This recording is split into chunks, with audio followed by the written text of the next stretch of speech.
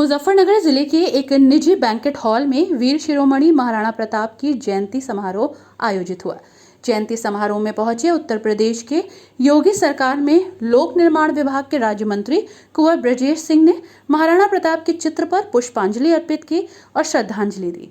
इस दौरान राजपूत समाज के मेधावी छात्र छात्राओं को प्रशस्ति पत्र और वीर शिरोमणि महाराणा प्रताप का चित्र भेंट कर सम्मानित किया। राज्य मंत्री कुंवर ब्रजेश सिंह ने कहा कि महाराणा प्रताप इस देश के ऐसे सूरवीर योद्धा के रूप में जाने जाते हैं जिन्होंने अपनी मातृभूमि की रक्षा के लिए अनेकों संघर्ष किए। मातृभूमि और अपने धर्म की रक्षा के लिए उन्होंने बार बार लड़ाई करी और विजयी हुए। वहीं योगी के मंत्री कुंवर ब्रजेश सिंह ने द केरला स्टोरी फिल्म पर बोलते हुए कहा कि भारत के समाज को एक ऐसा चित्रांकन और प्रदर्शन देखने का मौका दिया है जिससे ये पता चलता है कि समाज में चल क्या रहा है। वहीं योगी के मंत्री ने द केरला स्टोरी फिल्म के निर्माता और निर्देशक को बधाई दी। उन्होंने कहा कि समाज के उस आईने को प्रदर्शित करने का उन्होंने काम किया, किस प्रकार छोटी छोटी बच्चियों का ब्रेन वॉश करके देश विरोधी गतिविधियों में लिप्त किया जा सकता है। उन्होंने कहा कि कुछ लोगों ने आरोप लगाया कि ऐसा कुछ नहीं है। उन्होंने कहा कि जब ऐसा कुछ हुआ होगा तभी तो ऐसी फिल्म की परिकल्पना की होगी। उन्होंने कहा कि उन्होंने ये फिल्म मुख्यमंत्री योगी आदित्यनाथ के साथ लखनऊ में देखी थी और वाकई कुछ दृश्य तो रूह को कँपाने वाले हैं। लोक निर्माण विभाग के राज्य मंत्री ब्रजेश जी ने कहा कि बात अश्विन की नहीं, पूरी फिल्म ही ऐसी है, आपके मस्तिष्क पलट से नहीं हटेगी। दिल्ली के जंतर मंतर पर चल रहे महिला पहलवानों के धरने प्रदर्शन को योगी के मंत्री ब्रजेश ने कहा कि जो लोग इसको जातीय रूप देना चाहते हैं उनको मैं बता देना चाहता हूं कि किसी एक खेल संघ पर आधिपत्य की लड़ाई को लेकर ये लड़ाई है। जो आरोप हैं उन पर एक FIR दर्ज हुई है तो जांच के बाद दूध का दूध और पानी का पानी हो जाएगा। इस दौरान योगी के मंत्री कुंवर ब्रजेश सिंह ने हाल ही में RBI के द्वारा जारी किए गए 2000 के नोट को वापस लेने के सवाल पर कोई प्रतिक्रिया नहीं दी।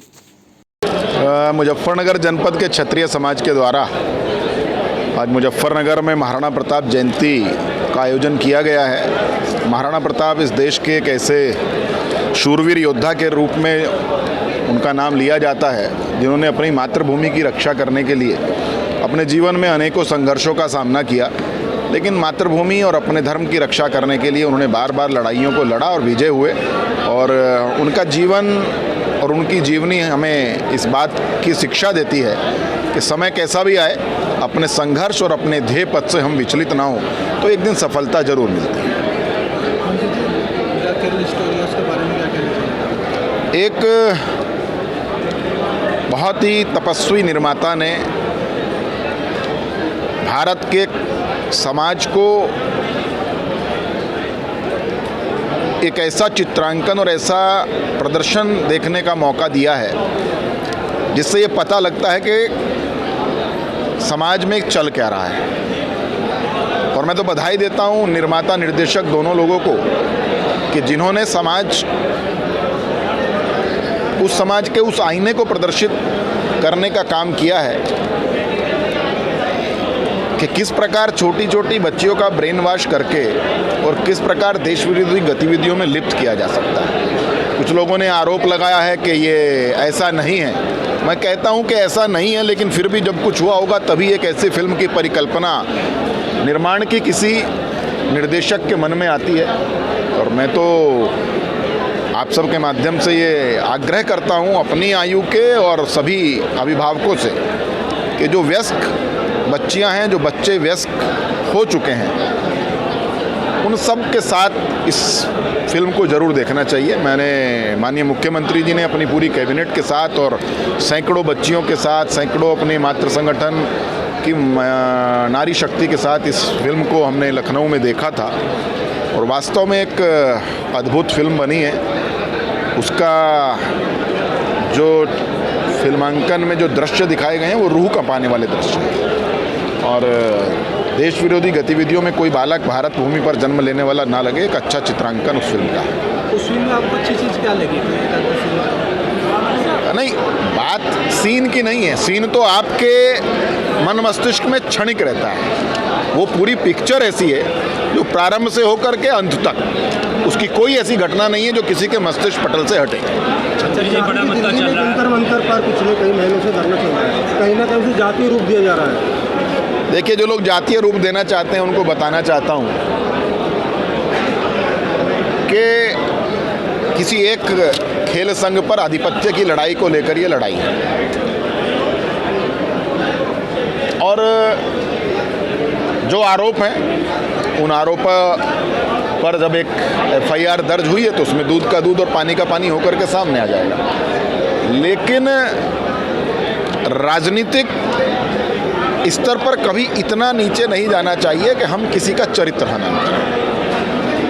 लेकिन फिर भी उसमें एक मुकदमा दर्ज हुआ है, कार्रवाई होगी, दूध का दूध और पानी का पानी सामने हो जाएगा। अच्छा, जहाँ से आप विधायक मंत्री बने हैं वहाँ 30 साल बाद नगर पालिका में आप किसी का क्या कहना चाहेंगे? 20 साल बाद नहीं, 1940 में पहली नगर पालिका का गठन हुआ था और 83 साल के बाद देवबंद नगर पालिका में भारतीय जनता पार्टी विजयी हुई है। भारतीय जनता पार्टी का शीर्ष नेतृत्व, भारतीय जनता पार्टी का प्रदेश नेतृत्व, उत्तर प्रदेश के यशस्वी मुख्यमंत्री योगी आदित्यनाथ जी की समाज के अंदर भयमुक्त समाज की परिकल्पना को जो उन्होंने साकार किया है, सबका साथ, सबका विकास, सबका प्रयास और सबका विश्वास की परिकल्पना को साकार करते हुए देवबंद विधानसभा के तपस्वी कार्यकर्ताओं की मेहनत के दम पर हमने भारतीय जनता पार्टी के खाते में देवबंद नगर पालिका के अध्यक्ष पद को डाला है। हम पूरी निष्ठा के साथ कहते हैं कि सबको साथ लेके, सबके साथ विचारों को साझा करके एक अच्छा देवबंद बनाने का प्रयास करें। आज हरियाणा में खाप पंचायतों की एक बड़ी बैठक है, वहाँ से पहलवानों के समर्थन में कोई बड़ा ऐलान हो सकता है। मुझे जिस पंचायत की और जिस बैठक के मुझे तथ्यों की जानकारी नहीं है उस पर मेरा टिप्पणी करना उचित नहीं। RBI ने 2000 के नोट को वापस लेने की बात कही, क्या इसमें काले धन का सर्जिकल? केंद्र सरकार ने एक निर्णय लिया है, RBI ने एक निर्णय लिया है, तो उसके सारे इफ एंड बट्स पर कोई उसका जो आधिकारिक बयान और उसका कोई आधिकारिक व्यक्ति ही उसमें बोलने के लिए अधिकृत है। मैं राजनीतिक रूप पे उस पर कोई टिप्पणी नहीं करूँगा। हर न्यूज अपडेट के लिए डिस्क्रिप्शन बॉक्स में दिए हुए लिंक से ज्वाइन करें रॉयल बुलेटिन का व्हाट्सएप ग्रुप और पाएं हर खबर सबसे पहले अपने व्हाट्सएप पर। अपने आसपास की खबरों के लिए सब्सक्राइब करें रॉयल बुलेटिन और इस वीडियो पर कमेंट के जरिए अपनी राय देना ना भूलें।